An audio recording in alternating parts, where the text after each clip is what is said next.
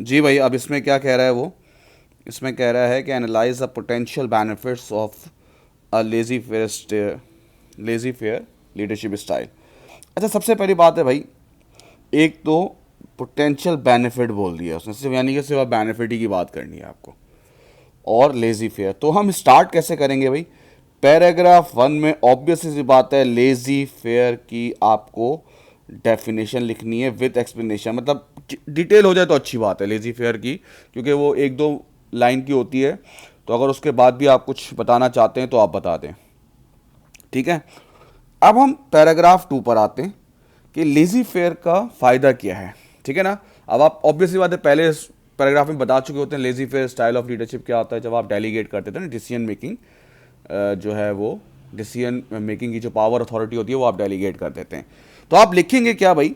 Paragraph 2 में ये होता है कि जब आप पावर को डेलीगेट कर देंगे ना, तो इससे फ़ायदा ये होता है कि आपके पास न्यू आइडियाज़ आते हैं, एम्प्लॉय की क्रिएटिविटी जो है वो सामने आती है, क्योंकि यहाँ पर आप एम्प्लॉय को ये अथॉरिटी देते हैं कि वो अपनी तरफ से जो है वो आइडियाज़ को इम्प्लीमेंट कर सकता है और वो डिसीजन भी ले सकता है।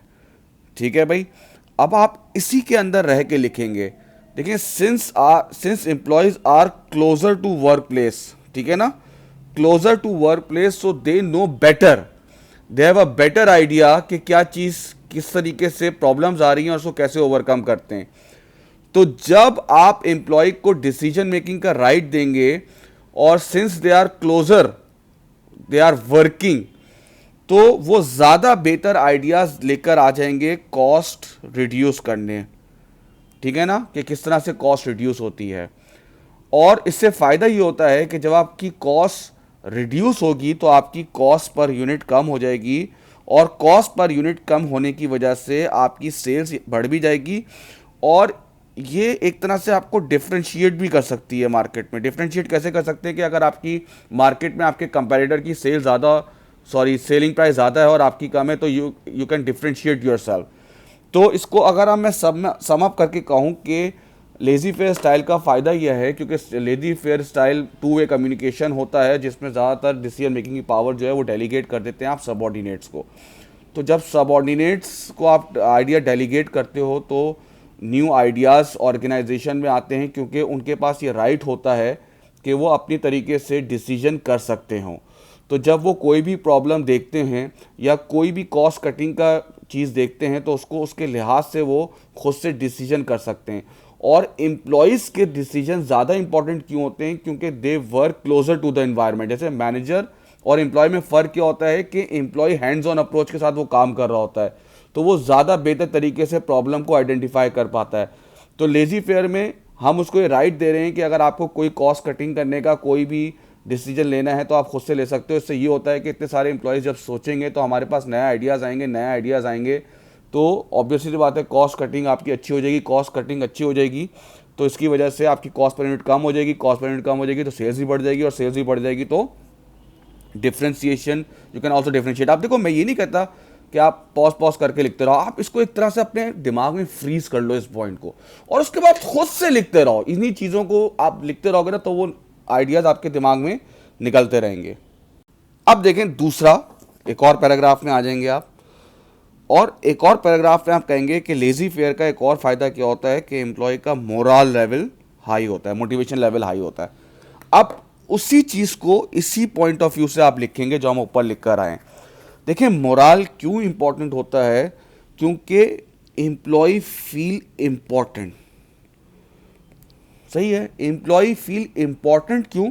क्योंकि एम्प्लॉय के पास डिसीजन मेकिंग पावर हो जाती है, अथॉरिटी होती है। Is that right? समझ में आ रही है बात? जो एक और पैराग्राफ है कि लेजी फेयर का फ़ायदा क्या होता है। लेजी फेयर का फ़ायदा ये होता है कि एम्प्लॉय का मोरल मोटिवेशन लेवल हाई रहता है। वो हाई क्यों रहता है? क्योंकि ही और she feels that they are important for the organisation. उनको एक ऐसा फील हुआ कि why they are important for the organisation, because they have the decision making power, they can make the decision. If they identify any problem, they can come up with the solution. ठीक है ना?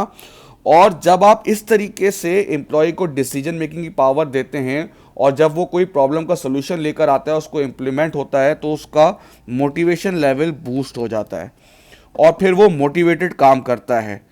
Same ऐसे ही जब employ motivated काम करेंगे भाई, तो department की परफॉर्मेंस भी ओवरऑल क्या हो जाएगी, इंप्रूव हो जाएगी। ठीक है ना। देखें लेजी फेयर करने की वजह से क्या फायदा हुआ कि डिपार्टमेंट की परफॉर्मेंस भी इंप्रूव हो जाएगी। और हाईली मोटिवेटेड वर्क फोर्स का फायदा क्या होता है, अब इसका फायदा देखो, अब ये एनालिसिस हो रहा है, डेवलप एनालिसिस हो रहा है कि एक तो लेस एब्सेंटिज्म भी होता है और लेस लेबर टर्नओवर भी होता है। कि जब हाईली मोटिवेटेड वर्क फोर्स होती है तो लेस एब्सेंटिज्म भी होगा और लेस लेबर टर्नओवर भी होगा। अब इसी को इलैबोरेट करके लिख सकते हैं आप, लेस लेबर टर्नओवर की वजह से आपकी रिक्रूटमेंट कॉस्ट सेव हो जाएगी, रिक्रूटमेंट कॉस्ट सेव हो जाएगी और आपका प्रॉफिट क्या हो जाएगा, बढ़ जाएगा। आप अगेन इसको भी दिमाग में बिठा लें। और इसी तरीके से और भी, जरूरी नहीं है जब मैं ये बात करूं तो सिर्फ यही लिखते रहो, आपके दिमाग में थीम आ जाएगी, आप कुछ भी इसको रिलेट करके लिखते रहिएगा इसी पॉइंट के अंदर। ठीक है बेटा।